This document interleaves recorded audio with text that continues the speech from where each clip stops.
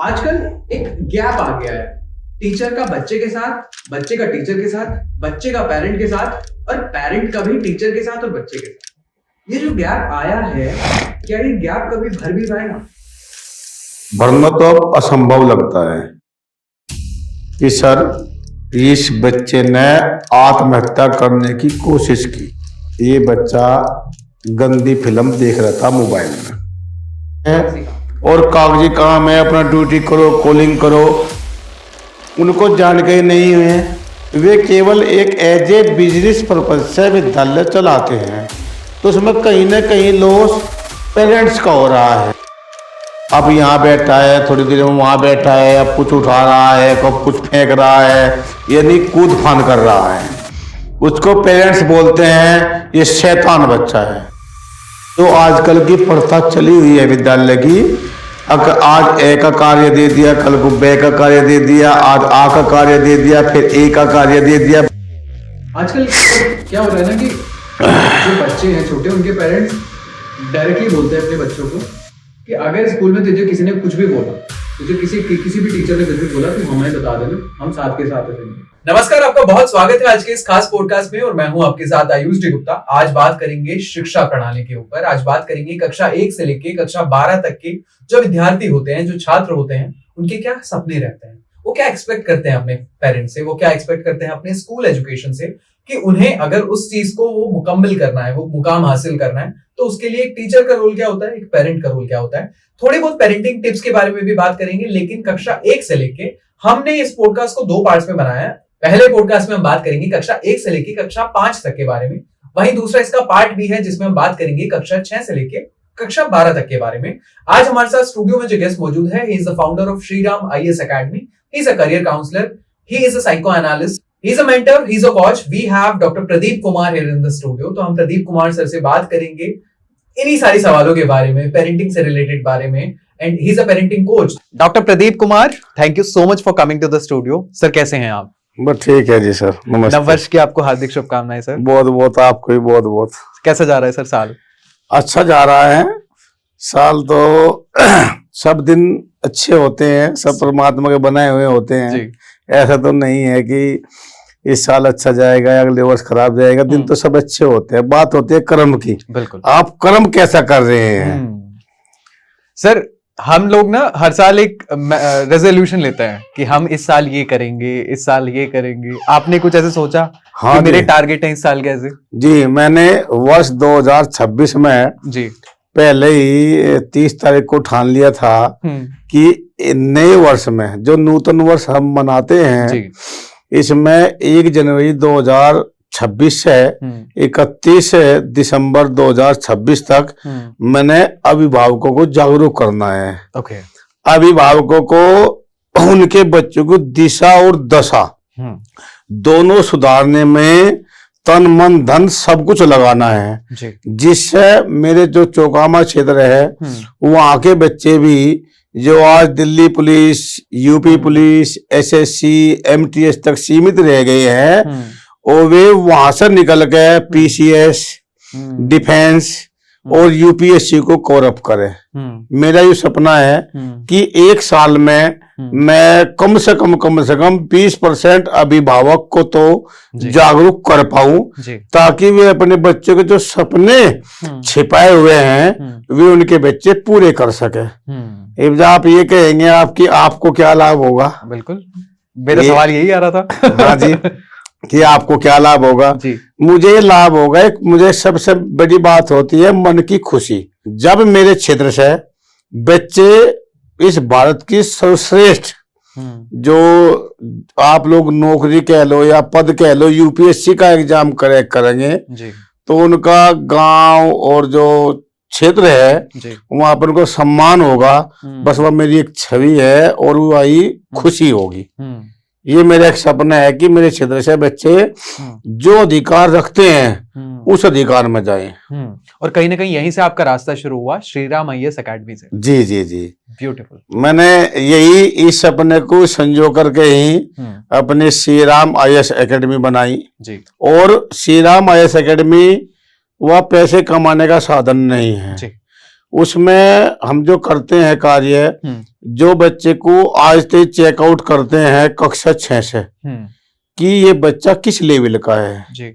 और ये बच्चा क्या कर सकता है, पेरेंट्स को आगाह करते हैं। कई बार पेरेंट्स मुझसे पूछते हैं कि प्रदीप सर, जो पढ़े लिखे होते हैं या कोई रिश्तेदार होते हैं, कि प्रदीप सर यूपीएससी का सपना तो बहुत आगे है, बच्चा 12वीं कर लेगा, कहीं ना कहीं जॉब पर खड़ा हो जाएगा, पैसे चाहिए, शादी हो जाएगी, और वो बच्चा अच्छा होता है। जैसे कि आपने अभी अभी देखा होगा, एक बच्चा मेडिकल को फर्स्ट रैंक लेकर के आया और उसने आत्महत्या कर ली।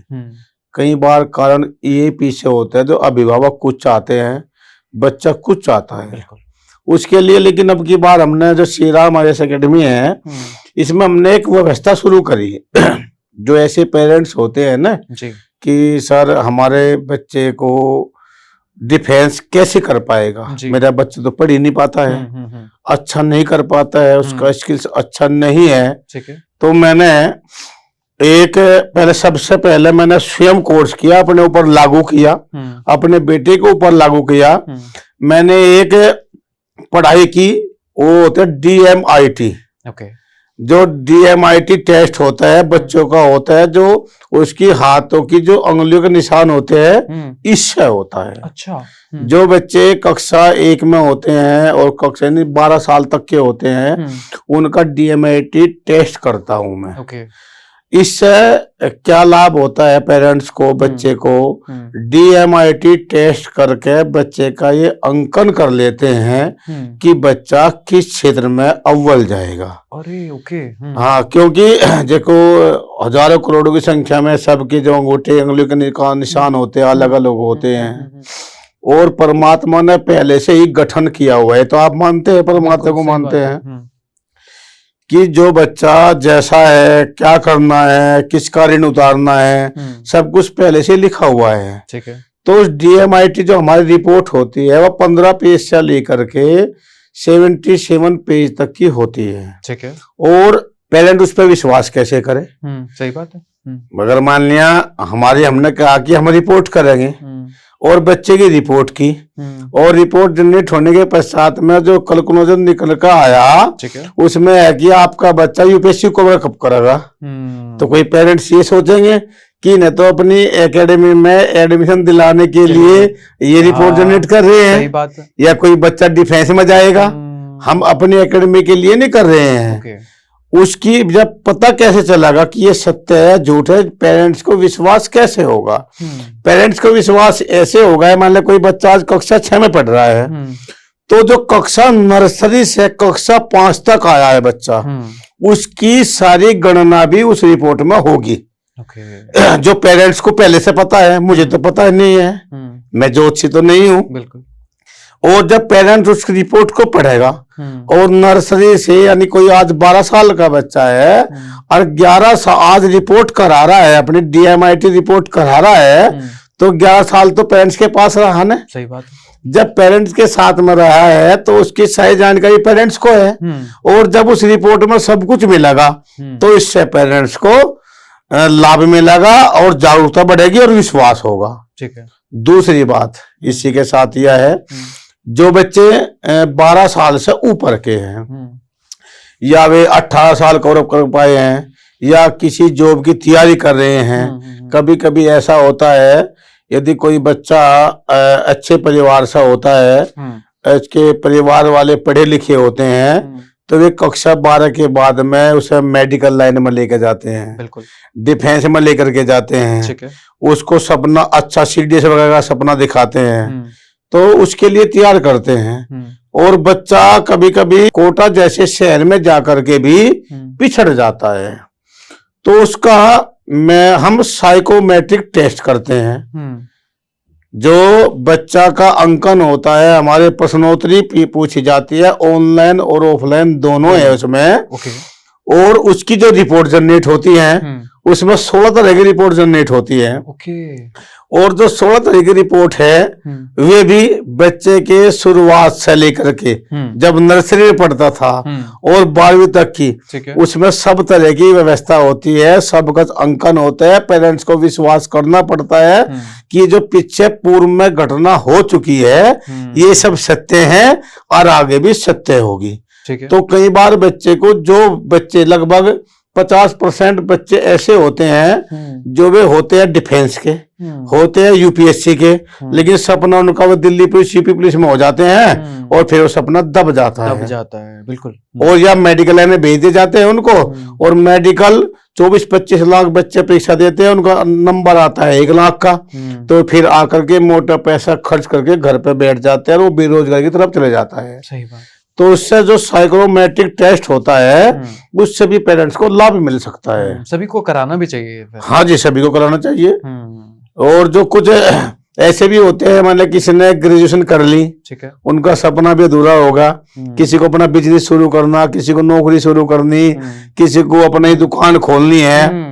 मैं तो ये कहूंगा उनको भी करा लेना चाहिए। आई थिंक मुझे भी करा लेना चाहिए अब तो। हाँ जी बिल्कुल, DMIT भी करा लेना चाहिए और साइकोमेट्रिक भी करा लेना चाहिए, क्योंकि नहीं पता इंसान जिंदगी में चाहता क्या है, वो बनता क्या है, कुछ और होता है कई बार। हाँ देखो, आप इसमें एक बात बताना चाहूंगा मैं आपको। कभी कभी ऐसा होता है जब इंसान को पैसे की चाह होती है, वो अनेकों सपने संजोता है कि मैं दुकान खोल लूं या प्राइवेट जॉब कर लूं या अपना बिजनेस कर लूं, और उस मतलब चूज नहीं कर पाता। सही बात है। कि कौन सा मैं बिजनेस करूं, कौन सा कार्य करूं। मान लिया कोई व्यक्ति मेरे पास आया कि प्रदीप सर मैं अनभिज्ञ हूं और मुझे क्या करना चाहिए।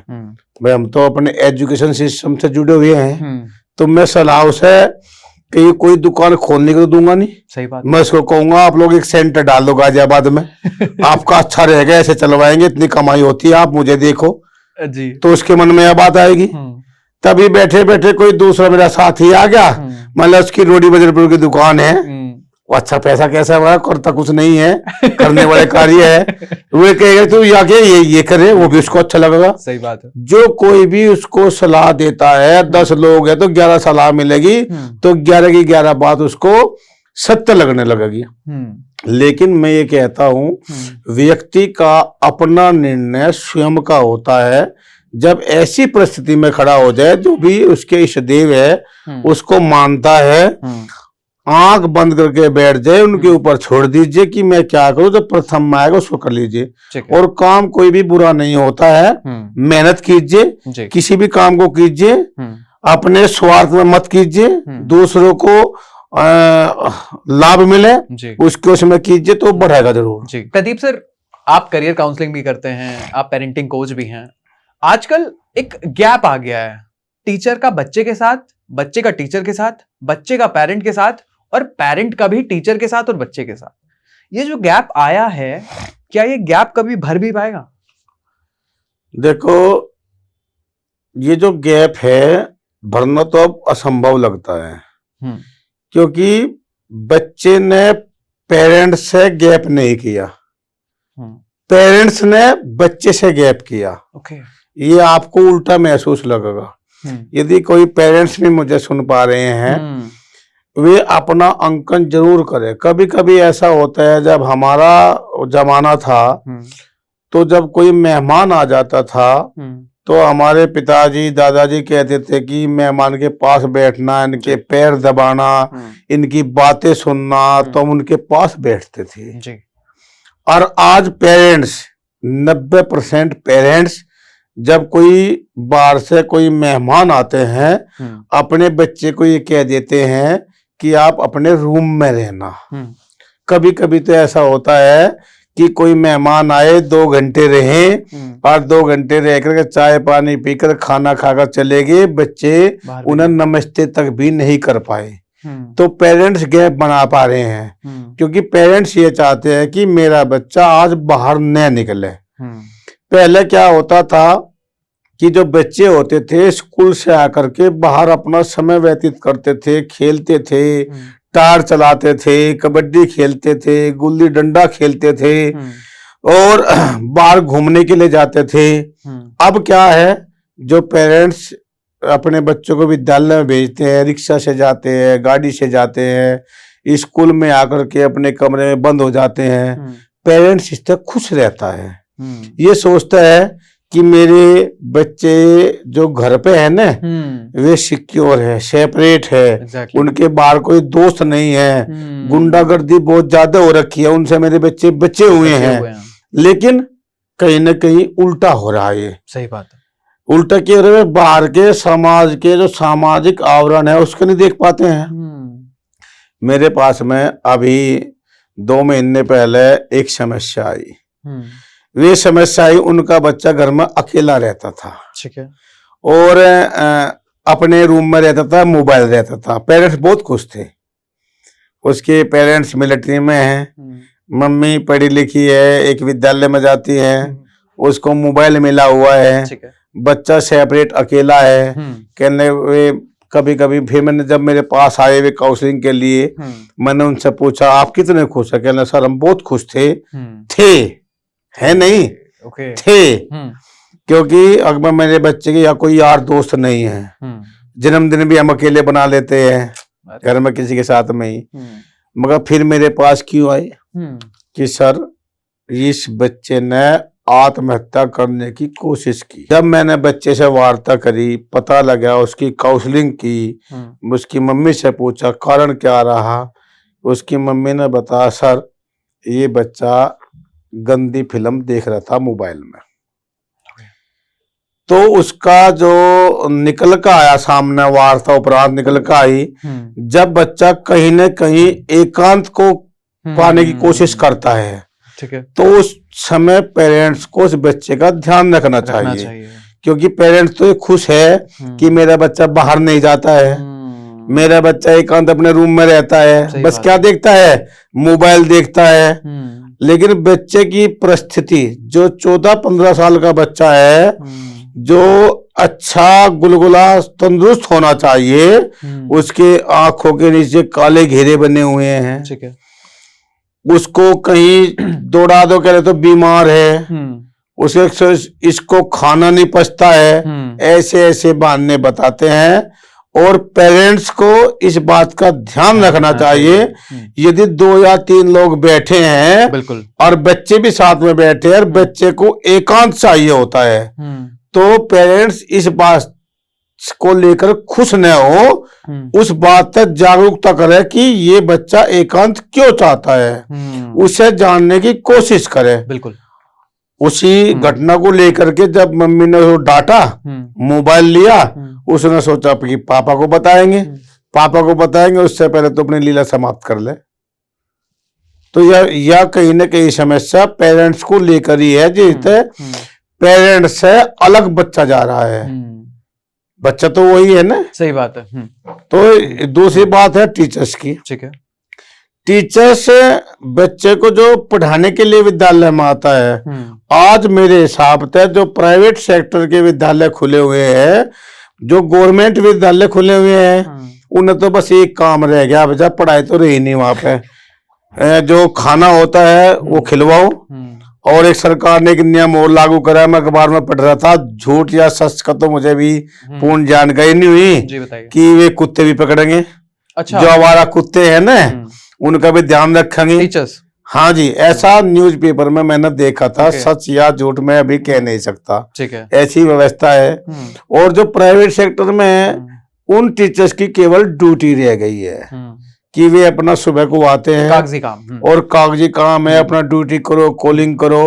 अब टीचर्स पे बहुत ज्यादा बर्डन स्कूल वाले डाल देते हैं कि उसको कॉल करो, एडमिशन होने चाहिए, काउंसलिंग के लिए जाओ, तो एकेडमिक डिपार्टमेंट वो नहीं देख पाता है, या मैनेजमेंट जो प्रबंध तंत्र होता है विद्यालय का, उनको जागरूकता नहीं है, उनको जानकारी नहीं है, वे केवल एक एज ए बिजनेस पर्पज से विद्यालय चलाते हैं। तो उसमें कहीं ना कहीं लॉस पेरेंट्स का हो रहा है। सही बात है, क्योंकि जो पेरेंट्स चाहते हैं वो हो नहीं पाता है।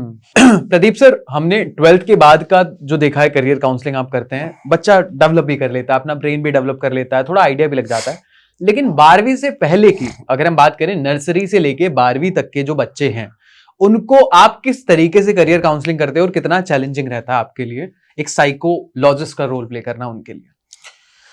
देखो, हम शुरुआत से बताते हैं आपको। जब कोई पेरेंट्स अपने बच्चे का विद्यालय में एडमिशन कराता है, ठीक है, पेरेंट्स की प्रथम सोच यह होती है कि जो नर्सरी, एलकेजी, यूकेजी हैं वो गांव के विद्यालय में जाकर के पढ़ लेगा। सही बात है। एक गांव की भाषा में उसको बताते हैं कि वह गांव में ही हिल जाएगा और फिर इसको बाद में देखेंगे। ठीक है। तो इसके लिए मैं कहना चाहूंगा पेरेंट्स को कि जो आप मकान बनाते हैं, ठीक है, और मकान का अच्छे 2 मंजिल 3 मंजिल का सपना संजोए रहते हैं, और जब ईंट लेने के लिए जाते हैं, जब नींव भरते हैं कि कहते हैं कि ईंट ले लो कच्ची, उसको पिल्ली ईंट बोलते हैं, ठीक है, कि ये तो नींव में दबेगी नीचे, तो कच्ची ईंट ले लो आप लोग।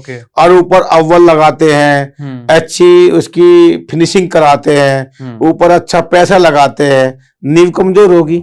उसी प्रकार जो नर्सरी, एलकेजी, यूकेजी में बच्चे होते हैं, पेरेंट्स की सोच ये नहीं होनी चाहिए। सबसे ज्यादा फोकस उन बच्चों पर ही करना चाहिए। सही बात। अब बच्चे 2 प्रकार के होते हैं जो छोटे बच्चे होते हैं। एक तो बच्चा वो होता है कि उसे एक जगह बैठने की आदत ही नहीं होती है। अब यहाँ बैठा है, थोड़ी देर में वहां बैठा है, अब कुछ उठा रहा है, कब कुछ फेंक रहा है, यानी कूद फान कर रहा है। उसको पेरेंट्स बोलते हैं ये शैतान बच्चा है जी। नहीं, मैं पेरेंट्स से ये कहना चाहूंगा, ऐसे आप बच्चे को शैतान मत बताओ। ये बच्चा, ऐसे बच्चे चुलबुले टाइप के होते हैं, और उनका जो मानसिक जो दिमाग होता है अन्य आगे जाकर बहुत विकसित होता है, बहुत तेजी से होता है, बहुत एक्टिव बच्चे। हाँ, जो एक्टिव होता है, जो पेरेंट्स चाहते भी नहीं है वो बन जाता है।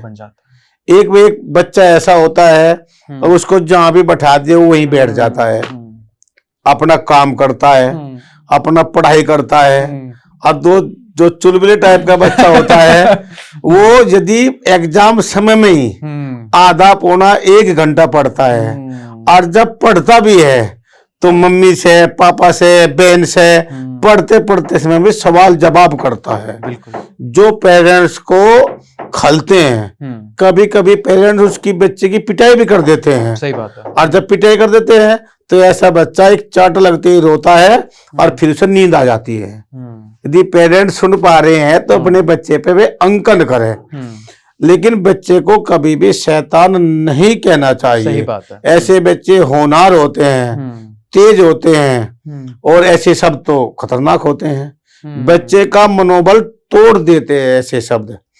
तो जो ऐसे बच्चे होते हैं जो नर्सरी, एलकेजी, यूकेजी में पढ़ते हैं, जिस भी विद्यालय में पढ़ते हैं, सबसे पहले वे पेरेंट्स टीचर्स के पढ़ाने का तरीका सीखे। और यदि मुझे टीचर सुन पा रहे हैं तो उनका तरीका ये होना चाहिए, अगर मान लो कोई प्ले में, नर्सरी में बच्चा है, तो टीचर्स क्या करते हैं, अगर मान लो उनको अल्फाबेट पढ़ाते हैं, और अल्फाबेट पढ़ाने के लिए या उसको 1 2 3 पढ़ाने के लिए या ABCD पढ़ाने के लिए उसको कार्य देते हैं। पहले A दिया, B दिया, C दिया, D दिया, ठीक है। और कभी कभी D पे जाकर के EF तक कोई टीचर्स नहीं पहुंच पाते। अगर मान लिया आज A का कार्य दिया या 1 का कार्य दिया, तो तीसरे दिन, चौथे दिन दोबारा फिर घूम कर आ जाता है वो। सही बात है। इसमें यह स्थिति है। तो बच्चा, छोटा बच्चा होता है, तो उसको वो अनभिज्ञ हो जाता है। मेरे जो, यदि मेरे से पहले वाले पॉडकास्ट में प्रश्न किया गया था, यदि आप लोगों को शिक्षा को सुधारने का मौका मिले तो सबसे पहले आप क्या करोगे, तो मैंने बताया था कि मैं सबसे पहले अभिभावक को जागरूक करूंगा। सही बात है। और यदि अभिभावक जागरूक होंगे तो टीचर्स जागरूक हो जाएंगे। यदि आप अच्छी भूमिका निभाए पढ़ाने की, तो अगर मान लिया हम बच्चे को ए बनाना सिखा रहे हैं, और जब तक ए कंप्लीट लिखना न आए बच्चे से, तब तक वो ए पर ही रहना चाहिए। और यह 3 से 4 दिन की मेहनत होती है केवल। सही बात है। यदि 1 को सिखा रहे हैं, आपको नर्सरी में 1 to 20 तक सिखाना होता है, तो 1 to 20 कोई भी स्कूल की आप किताब उठा लो या कोई भी स्कूल के टीचर्स से पूछ लो या किसी की भी कॉपी देख लो, 1 to 20 एक महीने में पहुंचा देते हैं टीचर्स। सही बात है, एक महीने उन्हें में बस कोर्स कंप्लीट करना है। हाँ जी, और एक महीने के बाद में फिर 1 सही, कभी 1 होता है, कभी 3 होता है, कभी 2 होता है, कभी 1 to 5 होता है। उनको काम देने का तरीका पता ही नहीं होता है, क्योंकि वे ट्रेनर तो होते नहीं है, स्कूल वाले ट्रेनर टीचर तो रखते नहीं है, और जो कोऑर्डिनेटर्स होते हैं उनको काम एकेडमिक का दिया नहीं जाता, उनको एडमिशन शेयर का काम दिया जाता है। तो परेशानी कहीं ना कहीं आती है बच्चों की शिक्षा पर।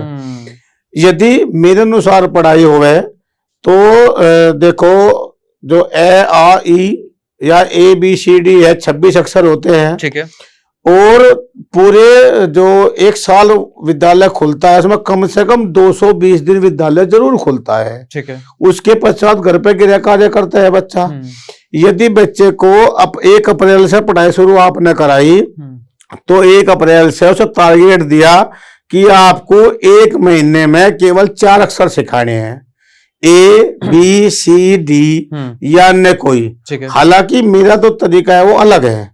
पहले अक्षर जो लेटर होते हैं वे अलग अलग सिखाए जाते हैं। मान लो A है, कीर खिंच के बनते हैं, तो जो B है, B कर बन के होता है, कर वाले अलग सिखाए जावे, और जो लाइन वाले हैं अलग सिखाए जावे।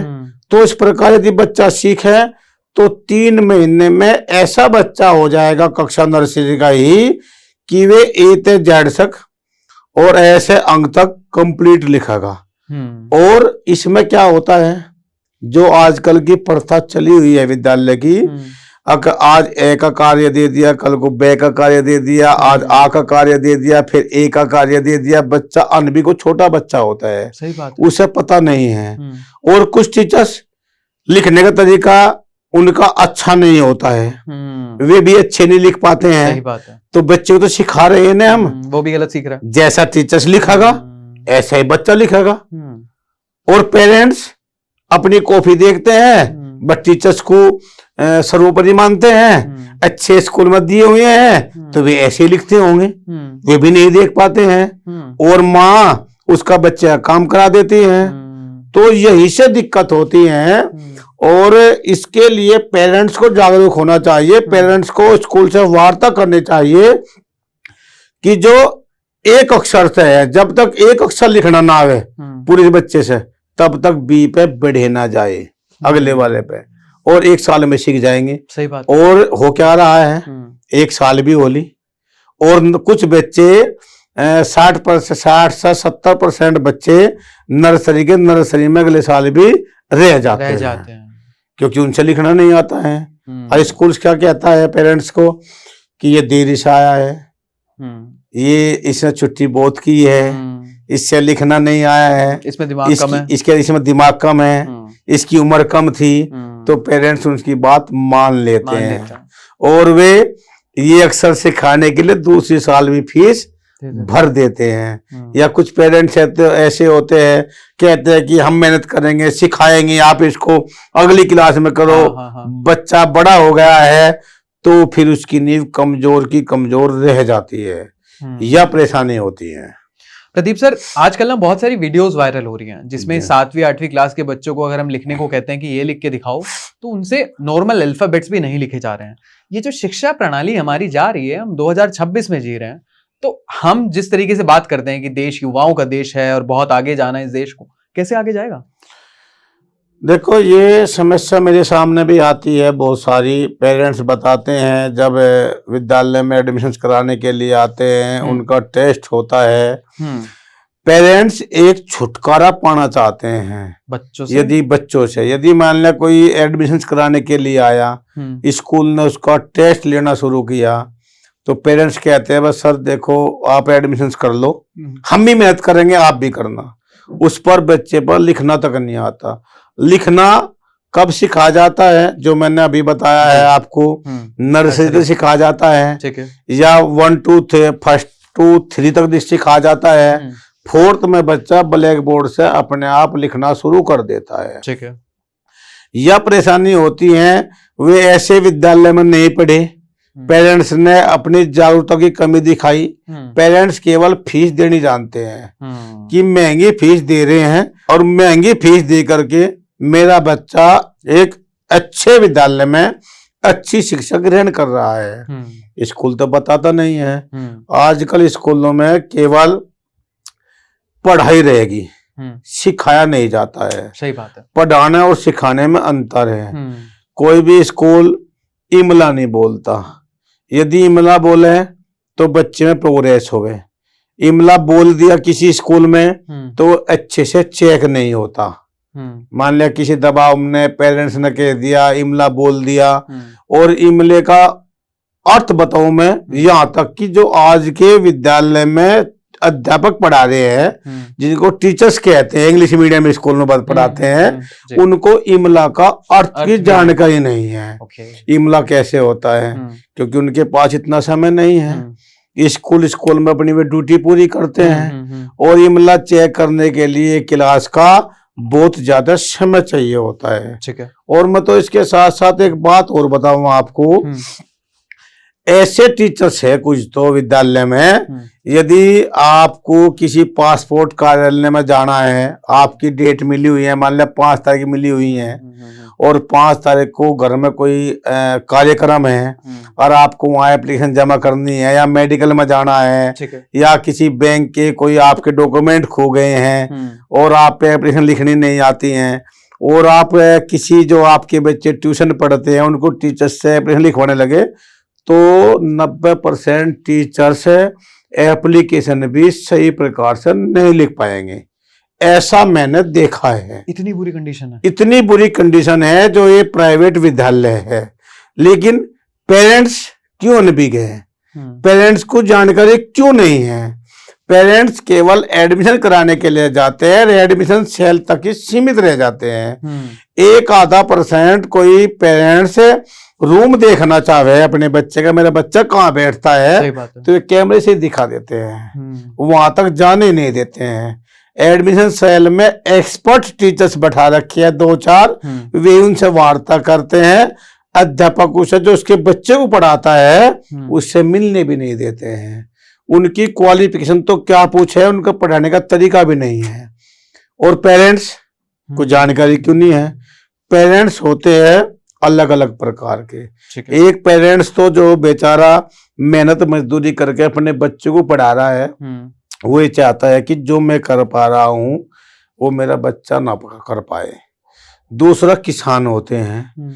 किसान सुबह से शाम तक खेत में लगे रहते हैं, उनके बहुत सारे कार्य होते हैं, वे अपने बच्चों को नहीं देख पाते हैं, वे स्कूल्स पर विश्वास करते हैं।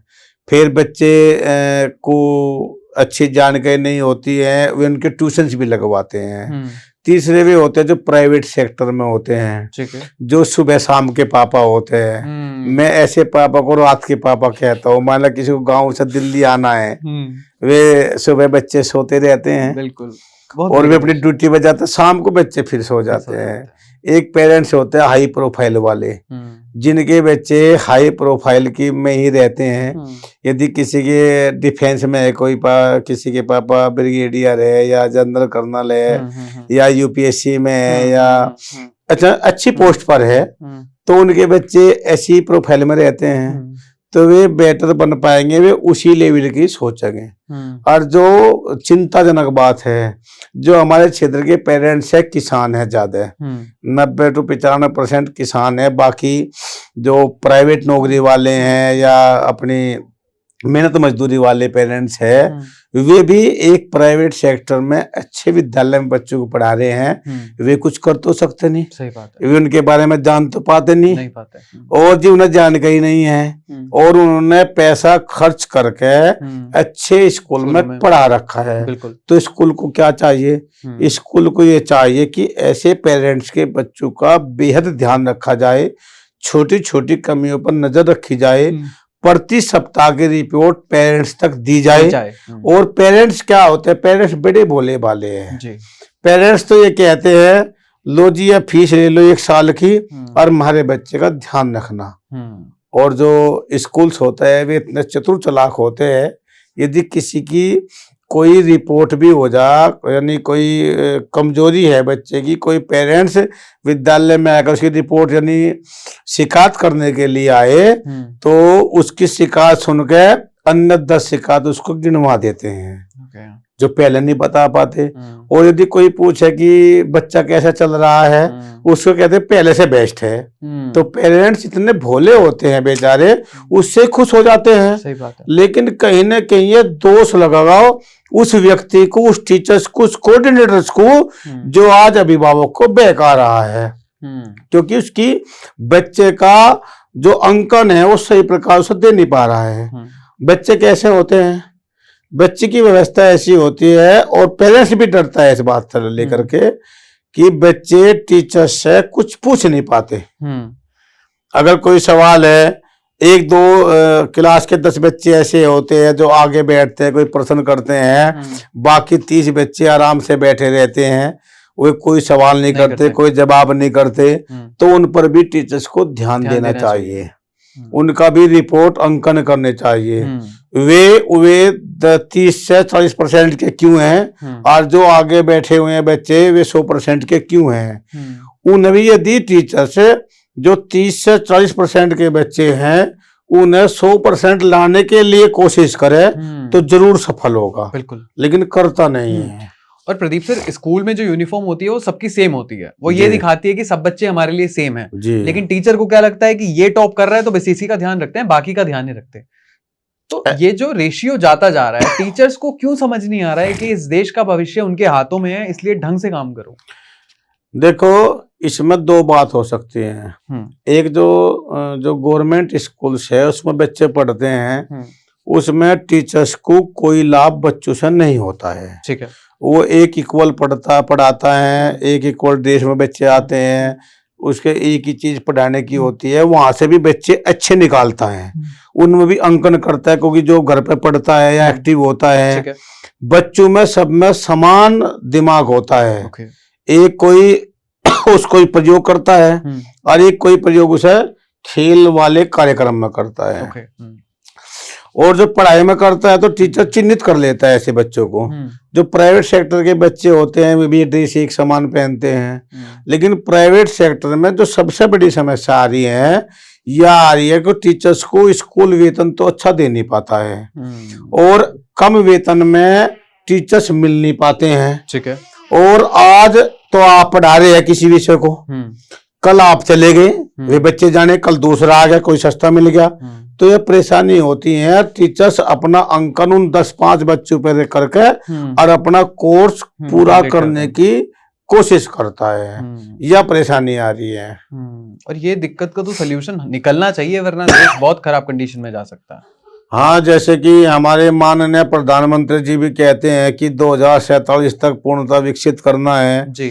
ऐसे तो समझ नहीं आ पा रहा है कि ऐसे हो जाएगा कि शिक्षा पीछे जा रही है, स्किल्स के अनुसार शिक्षा नहीं है, पैसा शिक्षा पर बहुत मोटा खर्च हो रहा है, लेकिन जो पब्लिक स्कूल ज्यादा है इन्हें कोई देखने वाला नहीं है, इनकी शिक्षा का कोई कुछ करने वाला नहीं है।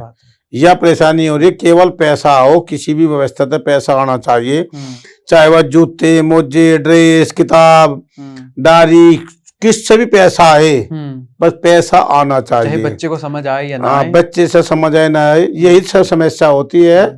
इतने महंगे स्कूल में पढ़ने के पश्चात भी बच्चे का कॉन्सेप्ट क्लियर नहीं है।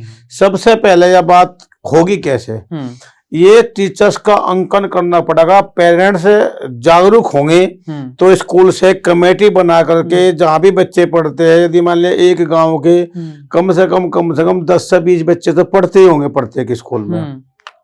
यदि 10 पेरेंट्स मतलब 5 भी इकट्ठे होकर अपनी एक मीटिंग करके और स्कूल से जाकर सवाल जवाब करें, बच्चों के लिए उसको अंकन कराए, महीने की एक बैठक हो पेरेंट्स के साथ में, पेरेंट्स बच्चों से सवाल करें, यहाँ तक तो कुछ न कुछ हो सकता है। सही बात है। तो जब पेरेंट्स जागरूक नहीं है, पेरेंट्स ने पैसे दे दिए तो स्कूल्स को तो केवल पैसे ही चाहिए। 2-4 बच्चे स्कूल्स के आता है कि ये चले जाएंगे, ये हट जाएंगे, हमारे पे कुछ प्रभाव नहीं पड़ता, इतने जाएंगे उससे दुगने आ जाएंगे।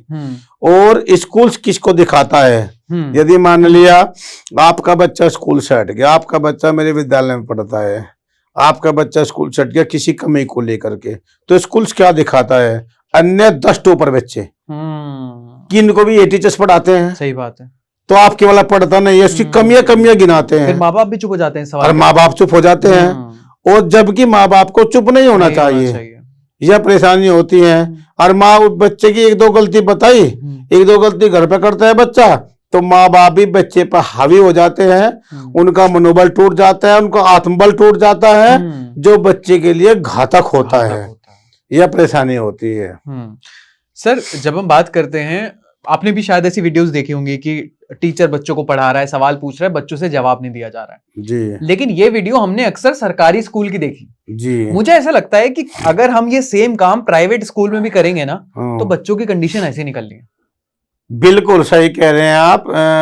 यदि अभिभावक संघ जुड़ के मिल करके एक बैठक करे, और जो प्राइवेट सेक्टर में उनके बच्चे पढ़ते हैं उनके ऊपर भी कोई हो, या कोई अधिकारी हो, अधिकारी जैसे कि हमारे डीएम महोदय है, या पीसीएस कोई अधिकारी हैं, या बीएससी हैं, और या डीआईओएस है, जैसे कि गवर्नमेंट स्कूल में जाते निरीक्षण करते हैं, उनको प्राइवेट स्कूल में भी निरीक्षण करना चाहिए। बिल्कुल, वहाँ भी पता लगना चाहिए कि बच्चे कैसे हैं, बच्चों की क्या कंडीशन। प्रत्येक विद्यालय में, इस भारत में जितने भी विद्यालय हैं, प्रत्येक विद्यालय में 10-10, 25 बच्चे जो कक्षा में टॉपर होते ही हैं, अच्छे होते हैं, और कुछ मेहनती होते हैं।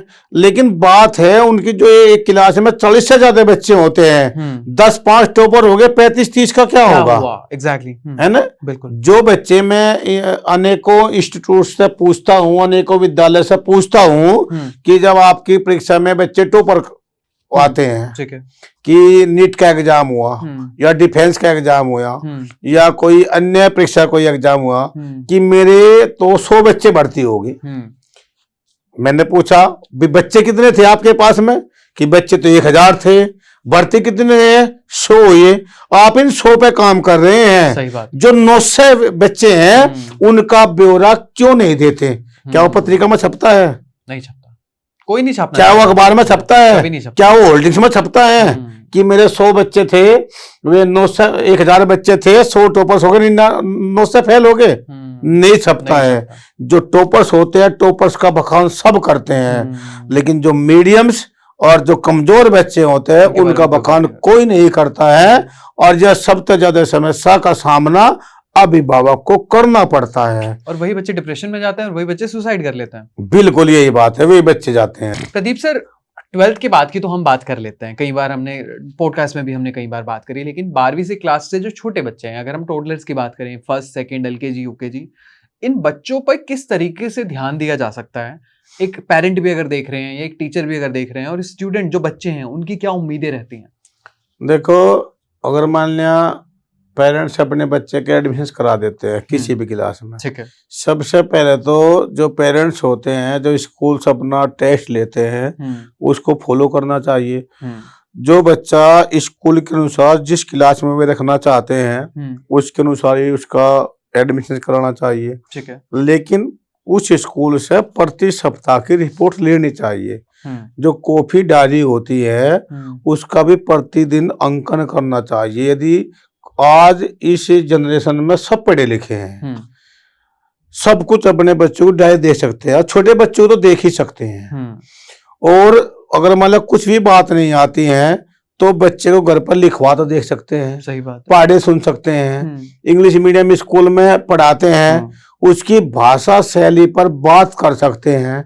जो स्कूल्स को देखना चाहिए, स्कूल से जो बच्चे की नोटबुक होती है या बच्चे की कोई परीक्षा होती है उसके अंक रख देते हैं अच्छे, ताकि बच्चा ठीक ठाक टॉपर लिस्ट में रहे और बच्चे का एडमिशन कहीं अन्य स्थान पर न जावे। पेरेंट्स उस नंबर से खुश हो जाते हैं, जबकि पेरेंट्स को जो नंबर आते हैं बच्चे के उस पर खुश नहीं होना चाहिए। बच्चे में इसमें आत्मबल होना चाहिए, उसका कॉन्फिडेंस लेवल ज्यादा होना चाहिए। सही बात है। उसमें डिसिप्लिन होना चाहिए। और यदि ये सब कुछ नहीं है, बच्चा बोल तो पाता नहीं है, बच्चा सुना नहीं पाता है, बच्चे की काफी में 90% नंबर आ रहे हैं, कई बार यहाँ तक की होती है, जो नर्सरी एलकेजी यूकेजी फर्स्ट तक के होते हैं उनमें तो प्रत्येक विषय में तो 100 अंक भी आते हैं, टीचर्स रख देते हैं। और यदि मेरा बच्चा हो, कोई टीचर्स इंग्लिश में या हिंदी में 100 रख दे तो मैं जवाब टीचर से जरूर मांगूंगा। सही बात। जो अभिभावक को जानकारी नहीं होती है वे कॉपी चेक करे किस आधार पर उन्होंने नंबर रखे हैं। अगर मान ले कोई ऐसी व्यवस्था मत है, हिंदी में कभी 100 आ ही नहीं सकते हैं। कभी कभी ऐसा होता है बच्चे लिख रखा है, तिरछा लिख रखा होगा, या अंक की बिंदी की वजह होगी, या पूर्ण विराम नहीं होगा, या हास्य नहीं होगा। छोटे बच्चों को तो पता नहीं रहता है कि कहाँ हास्य लगाना है, कहाँ पूर्ण विराम लगाना होता है। तो कैसे 100 अंक आ गई, और जिससे पेरेंट्स खुश रहता है, तेरा बच्चा तो टॉपर चल रहा है। ऐसे पेरेंट्स के लिए समस्या उत्पन्न होती है जब उनका बच्चा नर्सरी से कक्षा 5 तक टॉपर आता है और वे पेरेंट्स कक्षा 6 में उससे भी अच्छे विद्यालय में अपने बच्चे का एडमिशन कराते हैं। वहां पता चलता है, तब पेरेंट्स कहते हैं इस पर तो सब कुछ आता था, लेकिन थारे यहाँ पे इसने कुछ नहीं सीखा। सही बात। जितना इस पर आया था वो भी वो भूल गया, क्योंकि पेरेंट्स की आंखें तब खुलती है जबकि आता उस पर पहले से ही नहीं है, केवल वहां उसके अंक आते हैं।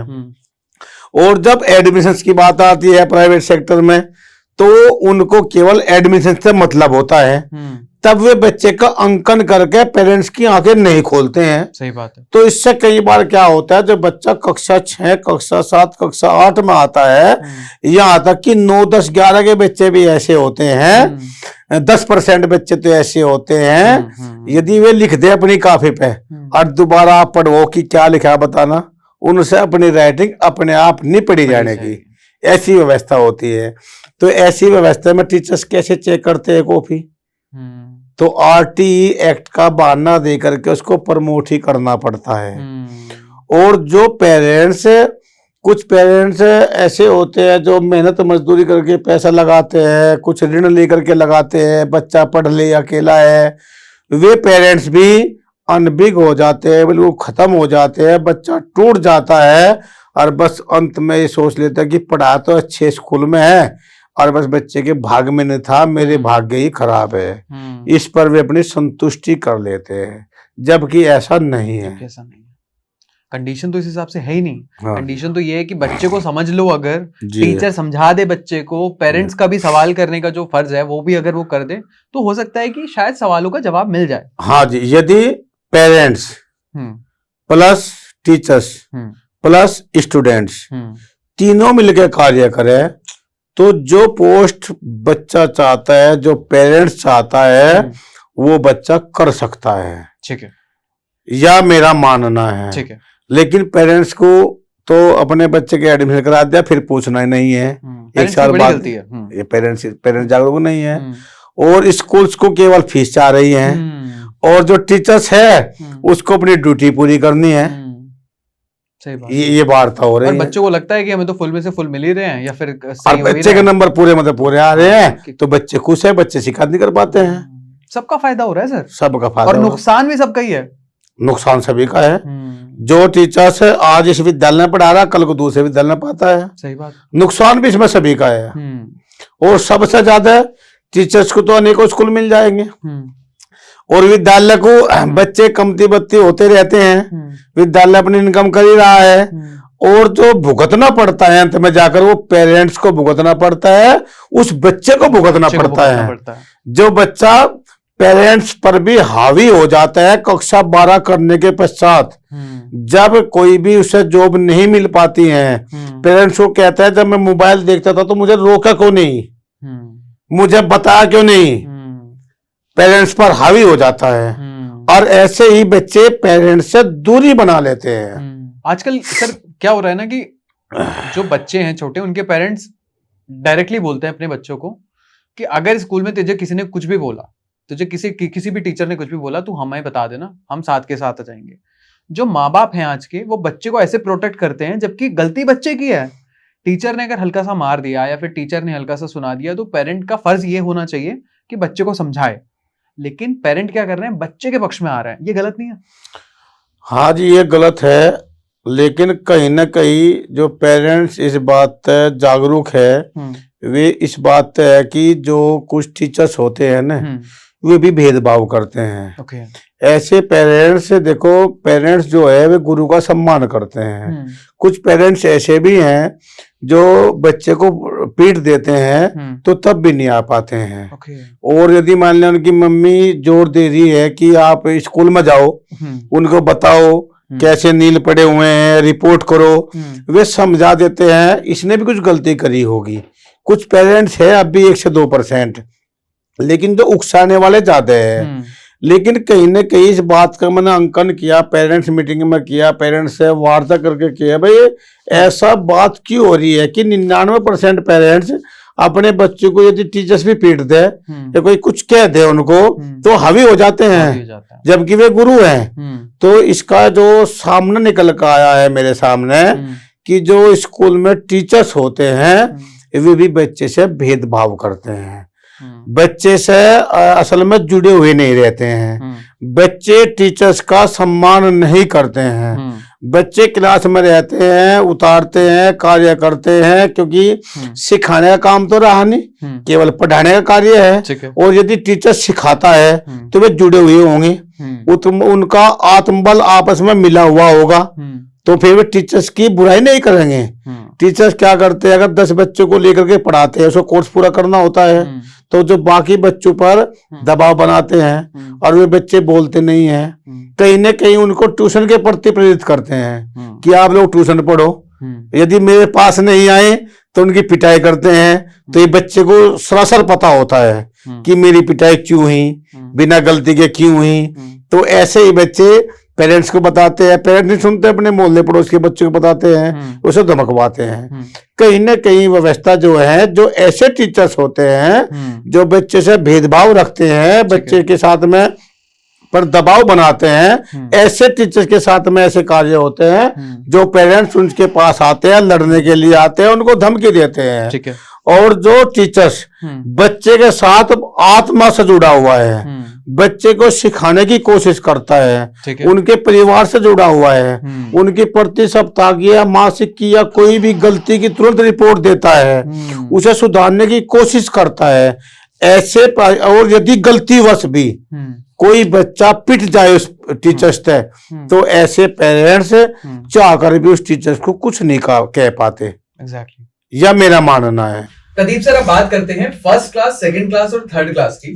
तो ये जो एज पीरियड रहता है, बच्चे बहुत छोटे होते हैं, बच्चों को नहीं पता कि क्या हमें चाहिए, लेकिन पेरेंट्स को और टीचर को जरूर पता है कि बच्चे से क्या करवाना है, बच्चे को क्या करना चाहिए। तो ये जो उम्मीदें हैं एक दूसरे से, इसको आप किस तरीके से मानते हैं? देखो, जिनके भी बच्चे कक्षा 1 से कक्षा 3 तक पढ़ते हैं, पेरेंट्स को भी और टीचर्स को भी विशेष ध्यान रखने की जरूरत है। जो पेरेंट्स ये चाहते हैं कि मेरा बच्चा पहले से ही सर्वोत्तम की ओर जाए, तो उन पेरेंट्स का पहला गोल भी होता है, स्कूल तो ज्यादातर बताते नहीं है। जिस पेरेंट्स को अपना बच्चा नवोदय विद्यालय, मिलिट्री स्कूल और सैनिक स्कूल में भेजना होता है, उसका अचीवमेंट कक्षा 3 तक शुरू हो जाता है। ठीक है।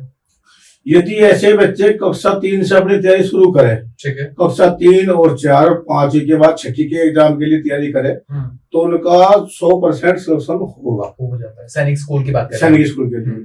जबकि पेरेंट्स को पता चलता है जब उसका बच्चा कक्षा 5 में आ जाता है कि ऐसी भी कोई व्यवस्था होती है, स्कूल उसको ये कहकर मना कर दे कि बच्चा छोटा है, आगे देख लेना।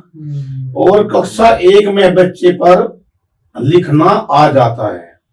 बच्चा जो कार्य करता है वो अपने आप करने की कोशिश करता है। ठीक है। तो कक्षा 1 में माता पिता को भी अपने बच्चे से घर में विशेष ध्यान रखना चाहिए। कक्षा 2 में बच्चा जब आएगा, तब कक्षा 1 में सीख करके आएगा, जो उसकी रुचि होगी, जो रुचिकर विषय होंगे उसमें तो के लिए अच्छा बनेगा ना। एग्जैक्टली। और कुछ पेरेंट्स ऐसे दुखी हो जाते हैं और टीचर्स भी ऐसी व्यवस्था में आ जाते हैं कि कोई बच्चा 4 विषय में तो अच्छा कर पा रहा है, और मैथ्स और साइंस में अच्छा नहीं करते हैं, तो पेरेंट्स दुखी हो जाते हैं। ठीक है।